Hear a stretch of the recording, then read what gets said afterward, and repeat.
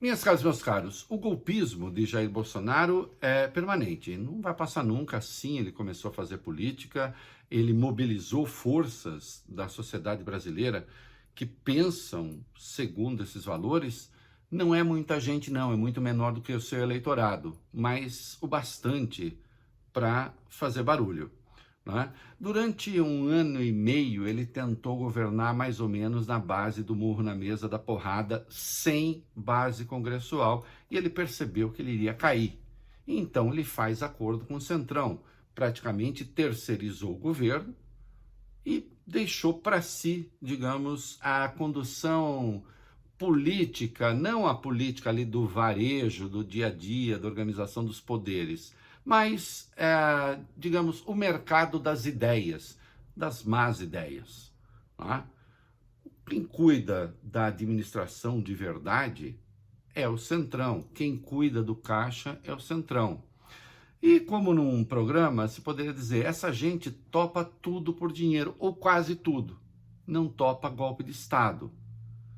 Não que o Bolsonaro tenha exatamente condições de botar as tropas na rua, mas é claro que ele pode criar crispações que são muito difíceis depois de administrar. Ele exagerou no seu último evento ali, com o seu núcleo duro político, uma gente de extrema-direita que foge ao controle até do Centrão, né? Ele lançou a tese de que as Forças Armadas devem ser supervisoras do processo eleitoral. E teve ali uma ideia de que os votos, então, quando chegam para a tal da sala secreta que não existe, né, deveriam também caminhar para computadores das Forças Armadas, de modo que estas supervisionariam o Tribunal Superior Eleitoral.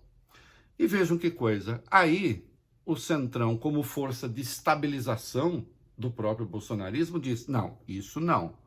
Isso não, porque aí tem o cheiro inequívoco do golpe.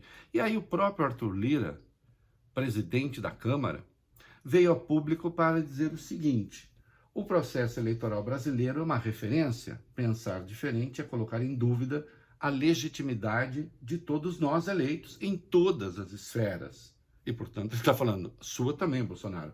Vamos seguir sem tensionamentos para as eleições livres e transparentes. Isso significa, não senhor, golpe a gente não topa. Rodrigo Pacheco, que não é do Centrão, é do PSD, mas de qualquer modo compõe o centro político, preside o Senado, é uma pessoa importante, afirmou o seguinte: as instituições e a sociedade podem ter convicção da normalidade do processo eleitoral. A justiça eleitoral é eficiente e as urnas eletrônicas confiáveis. Ainda assim, o TSE está empenhado em dar toda a transparência ao processo desde agora, inclusive com a participação do Senado. Começa a se criar, finalmente, a consciência de que o processo eleitoral brasileiro terá, na verdade, duas forças agora em 2022. As forças que eu chamaria da ordem democrática, e as forças disruptivas, as forças do rompimento da democracia. Bolsonaro e todos os outros. Esses outros todos, é claro que se dividem. E nesse outro campo, muita gente resiste a reconhecer, nesse outro campo se incluem todos os candidatos, inclusive Lula. Lula, esses da terceira via e quem mais disputar a eleição que não Jair Bolsonaro.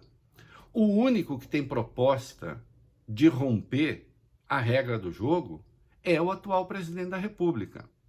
E isso foi percebido, por exemplo, e saúdo que tenha acontecido, por João Dória. Talvez candidato da terceira via, vamos ver, mas é um dos postulantes.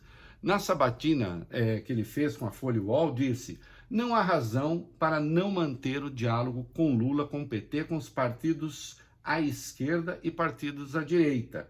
Tenho posições muito distintas em relação ao PT, mas isso não impede de manter uma relação respeitosa. Só nos regimes autoritários é que não há diálogo.